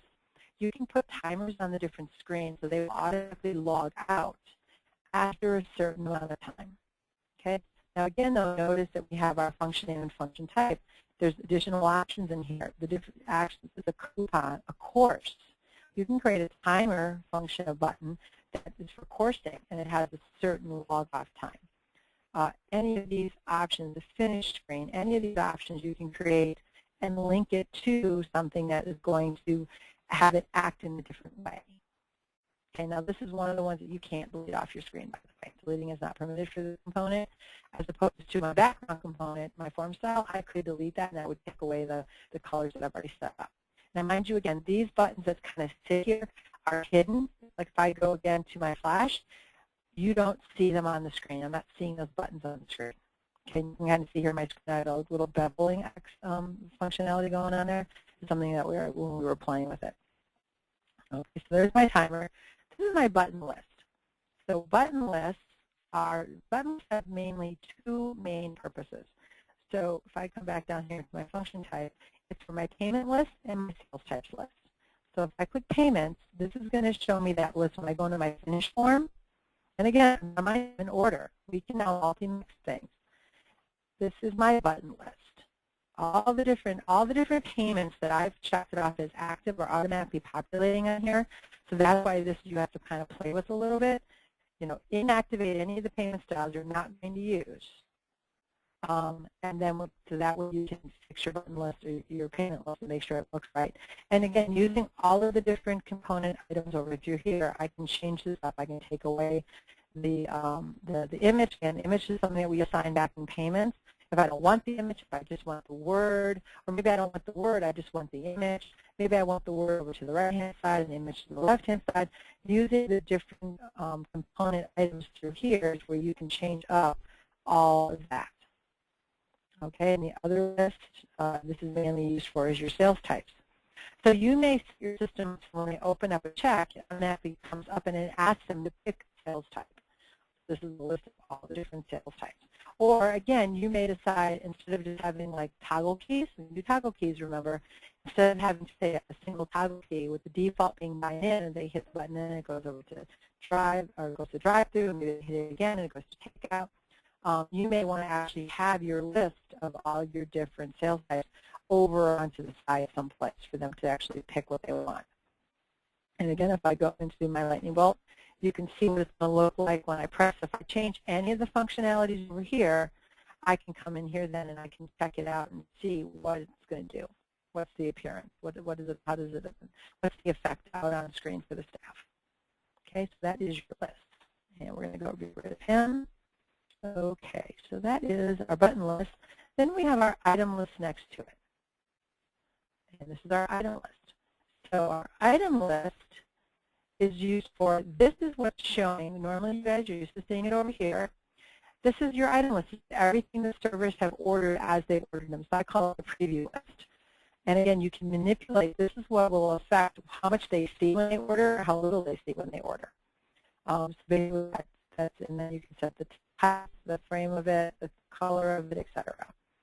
So again, typically we tend to put it over to the left-hand side of things, but again, you could have it anywhere your heart desires it to be. Again, standardly you're used to seeing this with the items, and then normally underneath you put the tax. So they go hand in hand typically, but they don't have to. Again, you could have your total list way over here. Entirely up to you when you're customizing this. Roll panels. These are a big deal. So this is my roll panel. Roll panels are special. Roll panels allow you to have a single button. You would link a roll panel to a particular button. And then inside of that, you can put all of your buttons. This saves real estate. So say, for instance, all your function buttons, all your common function buttons. you don't have enough space on your screen to put the ones that you want. Like, to me, the biggies are substitution, member, coursing, if you're doing different types of coursing, with the hold and fire buttons. There's not enough real estate on the screen to get all those out there. So I could actually, let's go to the fire coursing thing. Maybe I have a button that has courses or hold. And inside of it, I have all of my different time delay courses. I have my 5-minute delay, I have my 10-minute delay, I have my 15-minute delay, or maybe you give them appetizers, main entree, dessert, whatever the case is, and you put them inside of the roll panel. So when I hit that main button, when I hit my fire button, it will open up this panel, and I have all of my other buttons inside of it, and I can choose which one I want to hit. So when you're doing that, you put your buttons inside of this. You then are going to set this as, what does this look down? Right now, as wide as it is right now, I want to set this as my roll down size. When they hit the button, this is the size I want it to be when it rolls down. So I'd set that. Then what I want to do is I want to shrink this. I want, what do I want this to be when it is not being used? Now, if you're going to link this roll button to an actual button on screen, you're going to set this at 0. Now, you don't have to link it to a button. Maybe I want this to be its own. So I can just take this and shrink it up, and maybe this is it. And then I'm going to call this is going to be fire. So now, in this, now I'm going to click, and I'm going to set this as my roll up size. So now if I go to my lightning bolt here, this is what it looks like on my screen. When they hit it, this is what it looks like when it's rolled down. And then any buttons I put inside of it are going to be listed there. And then to get rid of it, they just hit and click inside the button. Now again, they can either have a specific button you click and then it closes it up, or they can choose to hit a blank spot in it. And again, this could be anywhere on your screen. So you have the choice of making this roll panel almost like its own button and setting it up on your screen, or having another button, like a menu item or whatnot, and you link this to that. Yeah, those are your options. Now, one of the things I want to caution you with this is if I have this open, and I have it, maybe I open it here by just double-clicking it, that opens it. If I save right now and get out, this is what it's going to be as. So when I load up POS, it's going to be automatically open. With your roll buttons, whatever position you leave them in when you exit out, when you save your template, is the default position it's going to be in. So you want to make sure that when you're dealing with your roll panels that you do set them to whatever you want them to, your minimum to be. Whatever you want their roll-up size to be, that you want to make sure that's what you leave it in when you leave. Okay, and we're going to delete that. So those are your roll panels. Those are huge. You will use them a ton when you are building things. Okay, some of the more fun, if you will, items that we can play with are, so there was my roll panel, your flash. So if, and notice too, if you kind of click on each of these, you're going to see what each of them do. So there's my roll panel. Flash player. Flash player will allow you to create a flash. We use these a lot with your customer display, again, your screensaver, or with just your display screen, where you want it to flash through advertisements and things like that. So that's what the flash player is for. Is you would create a flash player, you would link it to a flash, and then that would flash. Now again, you could have it on your regular menu screen, but again, these are screens that your typical server is going to use. Do they really need a flash that shows the logo of the menu? It's showing what your daily specials are.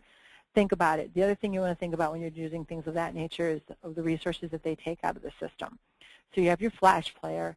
This is your flash list. So not only do you have your flash player, but then you can create a list of flashes that pop. So instead of it just being one scrolling special for the day, it can actually rotate through a menu. So maybe you're going to advertise your October, November, and December specials, or you're encouraging people, don't forget to order your cakes for Thanksgiving.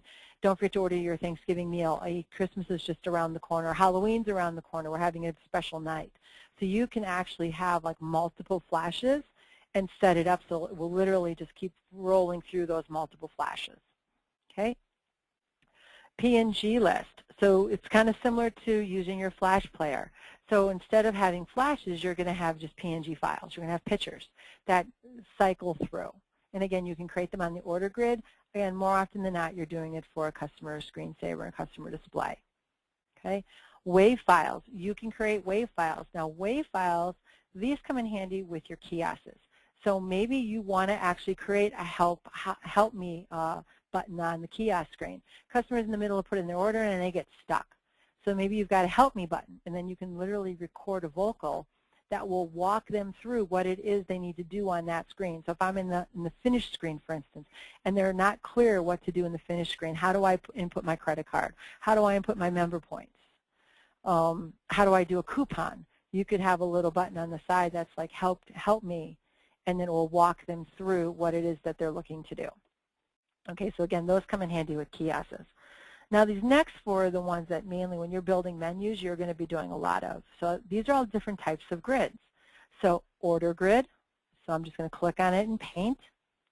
There's my order grid. So this goes back to what we were just in menu setup. P, come down here. That's my product grid. So these are my appetizer, beer, wine buttons. These are my Bud, Corona, Miller Lite, Caesar salad, garden salad, lobster, hamburger. Okay? M for modifier grid. This is my food mod, my bar mod, my liquor mod. All right? So these are your actual screens. So when you are putting items on the screen, when you're figuring out your menu layout, when you're figuring out how you want to sort your buttons, how many buttons do you need? How do you want it to appear? Do I want it to appear in this horizontal type view, or do I want to do a vertical view with them? You know, do I want it like this instead? And maybe my modifier's here, maybe my modifier's here. How do you want that sorted out in the screen? That's what these are about. So again, as I'm dragging, I can just extend them. I can do whatever I want with them here. But again, using my component inspector, maybe I need my rows to be different, or I want more height, or I want more columns.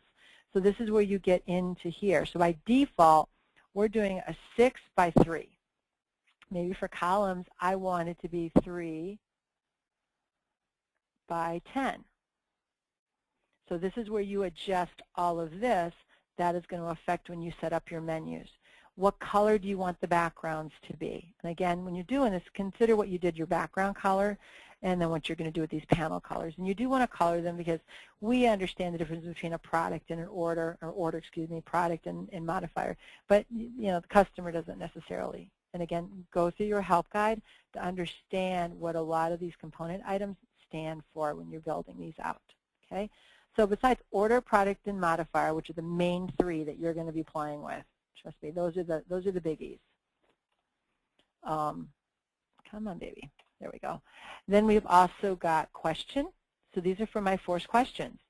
So when you're building your force questions and you're adding questions in that list, there was nothing in there besides being able to choose between a list or a button to determine what that look was. This is how you determine that look. And this is going to, again, be default. Again, you can create multiple ones. You can have it look different for, say, the bartender or the bar situation versus the drive-through situation based on the template that you're creating. And then our last one in this mix is combo. So what do my combo grid look like? If you're, again, doing a quick service restaurant where they have a ton of combos, you can make what that combo grid is going to look like to again, customize it to whatever that location happens to be. Okay, so this is my combo grid. All right, I'm just going to take all those off to make it a little cleaner again. Okay, so those are the main biggies when you're building a menu that you want to go for. Now the other big button here, can't focus on this button enough, is the pixel function button. You can do anything and everything with this button. This is like the miracle button here, guys, sorry. And that is all using your function name and your function type. When I go to function type, these are all of the different actions that I can do with this particular button. I can make it for finish. I can do a keyboard on it. Menu. I can link a specific menu item. Or in this case, I just did menu. So I'm linking a specific menu. So this is where, if you can kind of remember back to training, we were in the quick order menu, but I had a button that said bar menu. And so basically what I did is I switched this over to the bar menu, not as a order page in itself, but the actual menu and multi-menu that's linked to a specific template. So that changed out the entire layout of the screen. So you can do stuff like that. You can link specific products to it. So for whatever reason, maybe you have a certain product that you wanted to, not only are you putting it like a product grid, but you're having it listed as its own individual button. This again might be like for the fire and course holding situation that we were talking about. The shift keys. So again, I could make shift keys as function buttons. So my glass, 16 ounce, and pitcher could have function buttons that are linked to their specific shift keys. So this is where you can really customize and really play with the system. There's so many uses for this button. It's ridiculous, the number of things that you can do with it. Okay, those are the biggies. Some of the other ones, minor to me, they're a little bit on the more minor side, is a web browser. So now you can actually put a web browser on the screen that's going to take them to a certain place. This is something that maybe I don't necessarily do again on the front side for the servers, but the back side for my customer display that I might be linking up, because if I have a touch interactive display that the customers can actually touch the screen and play with, then they can maybe get out to a web, and I have a link to a specific web browser. I can link it to a specific web browser by using the URL, or I can link it to a specific area of a web browser going with the HTML linking address. So that's something that you can do also. It's a big selling point for our, I know it's a big selling point in our 6K systems where you could have the interactive display screen that the customers could get out to. Okay, and the last is masking. So this is a newer function. I think it was released at the end of version 11, I think. I can't remember exactly. But this will allow you to basically mask certain fields. So this has to do with the keyboard setup. And then you can go in and use this. And the function type on this one is, where's the function type I want on this one? Oh, it's on here. You would add this on top of your keyboard using function type keyboard key, and it would mask out certain areas. So you wouldn't be able to see everything. So once you typed in the information, so maybe it would mask out part of the member number, or mask out part of the phone number, things of that nature. All right? So that is Form Designer and all the bits and pieces that this all has to it. And again, I can't stress enough this Run button, using your lightning bolt when you're doing stuff, to really utilize your lightning bolt. So now hopefully this kind of ties for you guys. So I'm going to close this. Actually, I'm going to go to the Form Manager again. So I think now hopefully this makes a little bit more sense for you guys when you see all the different screens. So let's, for instance, I'm going to go to my bar order and close screen that I have built. So this is a one-touch wonder screen. So now you can kind of get an idea of all of the things that are related to this. So again, if I do my run on this, you can see the color that I chose for it. You know, there's my food button. Remember, I can use my function with that. Save tab, some of the other functions I have, the tender, the pricing list, all of that. So knowing now that here is this pick list, the colors I'm using. Oh, you know what? One thing I didn't focus on here with this pick list. Again, this is the one that's like the order preview for them. The one thing in here, the big thing in here, is your colors. This is where you can adjust the colors that everything pops up as. Why does an answer come up in this blue? The default background is white. Fire is going to be in yellow. Course text is going to be in black.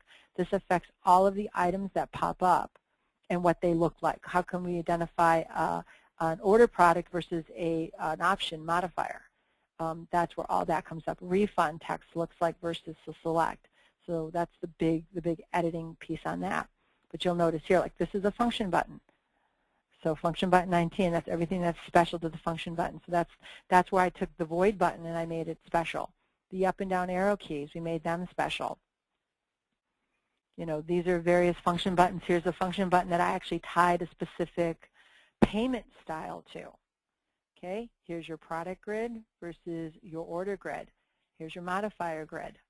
So there's some ideas of all the different things. Here's a function button that I actually linked it to my default menu. So that's taking them back to the whole default menu if they're on that. So some of the things that you can do with this. Now again, once you start loading these up, guys, they are going to load kind of slow. So when you're using your arrow keys to arrow down, just be a little on the patient side. This isn't because I'm using a virtual.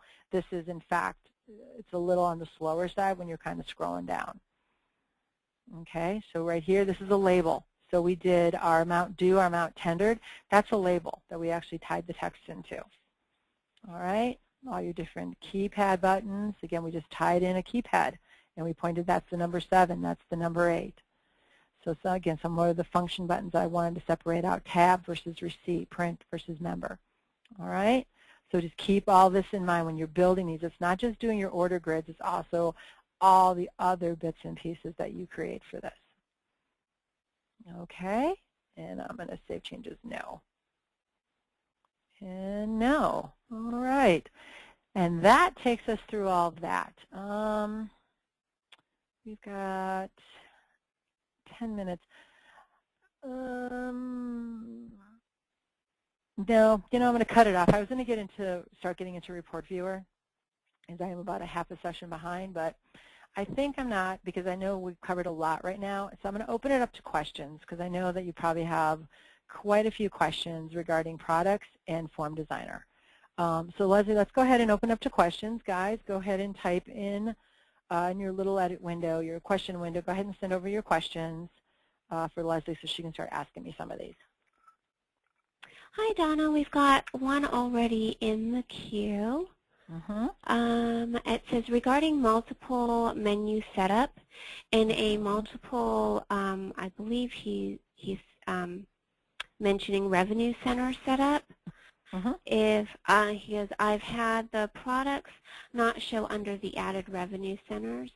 Is there a way to share the items for all revenue centers? It seems you have to add a group or button created from the main revenue center to make buttons for the additional revenue centers. Yeah, that's one of the things. When you start limiting your menu items by revenue centers, the whole point of that is that those items only appear in those revenue centers. So if you've got items that are going to be across multiple revenue centers, then when you set them up, you want to set them up in all revenue centers. You don't want to pick just the specific revenue center when you do it. Another question, can we have more than a feature code for a product? More than one feature code for a product? Good question.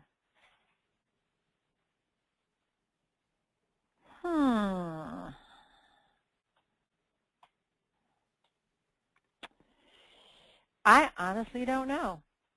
Scott, I don't know if you're on. I know you were thinking about hanging out in the background if you are there. If not, I'm going to add that to my to-go list. I'd almost say no, because I think the system might get kind of confused. But I'm going to put that on my to-do list to go research. I'm going to almost say no, but I'm going to go find out that one for you. I'm pretty sure it's strictly just the feature codes that's listed, because I'm not looking at the feature code list. Let me go back in there. An example of why would you want to mix and match. I'm trying to think of a good reason. Which ones would you mix and match? Trying to think. Well, tax inclusive. Maybe tax inclusive and hold. That's a really good question. I've never tried mixing and matching them, quite honestly. That's an action item. It's on my action item. I will go address it. I want to say no, but I want to get a definitive answer from the powers that be that tells me yes or no. Okay, next. There's actually a follow-up to that question. Okay. For instance, feature 1 for tax purpose, and he writes Aldo 6 for not using on a coupon. See, that makes sense to me. So probably also 6 for not using a coupon. See, that's the mix and match scenario. I mean, the system's going to let me put the numbers in there. It won't let me do a comma, but it's letting me put both numbers in there. My only concern with it is if you mix and match. Let me just think. So for instance, like we have feature codes 101 through 104. So if you wanted to mix up 1 with 4, you know, I don't know if it would, because the zeros in between there, if that might have an issue with it or not. But that does make sense, especially with the can't coupon, this forced question stuff, the whole hold and fire. I could totally see when you're working with hold and fire, where you'd want to do, you know, you'd use code 3 and then also 6 for the coupon. I'm going to have to find out. I will not only test it myself, but I want to find out for a fact. It's a good idea, though. Right now, we don't have any other questions in the queue, but you ought to be kidding me. No, if there are questions, please remember to type them into the question panel box. I know this is a lot. For those of you that program the systems and support the systems, these two areas, product setup and form designer, are probably the two that are going to give you the most challenges and you're going to have the most questions on. And I can't stress enough, there's so much information out there. Definitely use your back office guide. Definitely go out to the partner portal. I know that Scott in the past, you know, he's created some fabulous webinars, especially when it comes to the form designer. There was at one point where he had a sign-up webinar class that was just for form designer that you could take an online course for it, and I know they created webinars off of that. So you definitely want to utilize those resources that are out there, because you really can do some wonderful functionality with them all. There's so much flexibility. Donna, we've got one more question. Okay. Where is the setting for a specific revenue center on an item you mentioned? And then he typed in that he sees it in the report category. And cancel. Yeah, it's not in the individual item. This is one of those things. And that's not something that's in our setup through here. That's going to either be through report categories. So this is where you're setting up a specific revenue center. So you're basically telling the system that this category and any items associated with this category only apply to the default revenue center. So again, when you're going to have items that are going to cross revenue centers, again, bar, restaurant, coffee shop, sports bar kind of thing, if that category affects, if you want that category and all items inside that category to be across the board, then you're going to leave it as the default revenue center. If you need to have a special category that is just appetizers for my sports bar and just appetizers for my coffee shop, then you're going to create two different report categories. And again, it has to do with, the big thing for me is the overall reporting functions. But again, there are so many reports in our system that if you want to just look at things by a specific revenue center, I don't necessarily think that you have to sort it out this way. It also has to do with functionality. Maybe the items for the coffee shop go to one place, but the items for the sports bar go someplace else. So it has to do with these settings through here. But you can do also some manipulating for that with this configuration setup. Now again, this also goes by revenue centers. So maybe you leave the menu item itself in the report category, but then you do another one within the configuration category, where then you can offset those printing options. This is how I would do for the offsetting of the printing options. I would have my appetizer category and have it as a default. And then I would create in here, maybe I do it based because I want to do my printing different. So I might do, instead of category description being bake items, my category description might be grill printer or sports bar printers. And then I would set up here what those parameters were and then use this to guide my menu item. So then again, you can hit that, you can get that menu item and put it anywhere you want to put it, but you're kind of distinguishing where it's going to go to. You're still a little locked in though, because it's going to want to send all of them to this. That's where that challenge kind of lies. Okay, we've got a couple more questions in the queue. Okay. The first question, can you set the screen to auto sign off without having to press the EverServe logo? Yes. Over here in System Station, right here, auto log off in seconds. So you put in here what you want the seconds to be. So is it 5 minutes? Is it 3 minutes? Is it 2 minutes? You know, maybe it's 2 minutes. I put 120 seconds in there, and then the system will auto log off. Now, if they are in the middle of putting an order in, so if I've got half my order in and they have to walk away from the screen, it's not going to go because you've done something. This would be there's like no activity. So if you're in a quick order function situation where you are always in an auto order situation, so the ticket item is blank, nothing has been rung up, then that will key out. If I'm in a dining room situation where I'm on my table layout screen, I haven't picked a table, then it will log off. But if I've started to ring up an item or if I'm in the middle of applying a payment, then you're stuck. You've got to finish whatever that functionality is. Okay, next. Next question.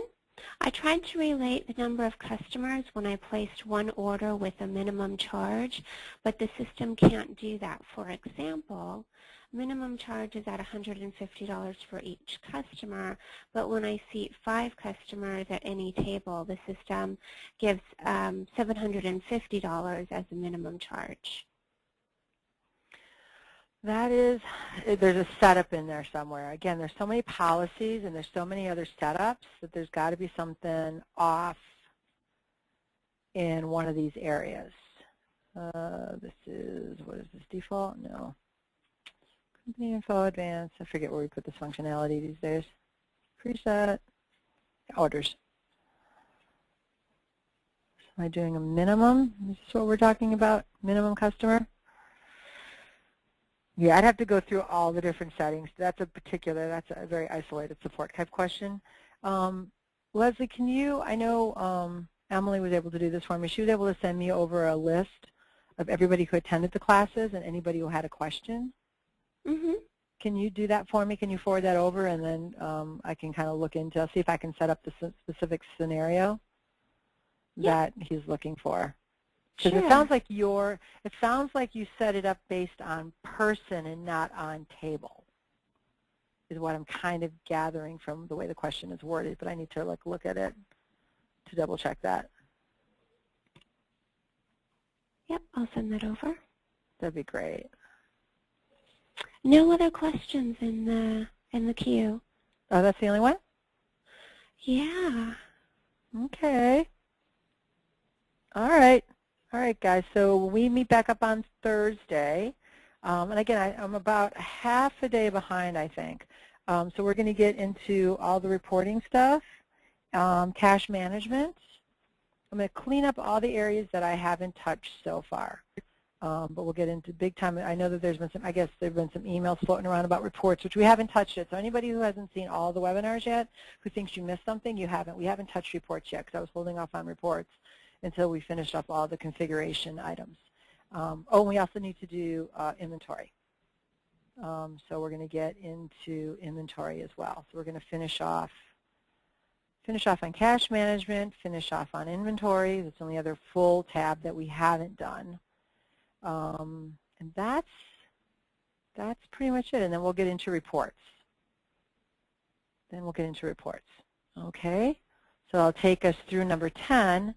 And then 11 and 12 are going to be some of the background stuff and some, kind of pulling this all together, if you will. All right. So thank you, everybody, for attending. Leslie, thank you for moderating. I appreciate it. And we'll see you guys all back. Thank you. We'll see you guys all back on Thursday.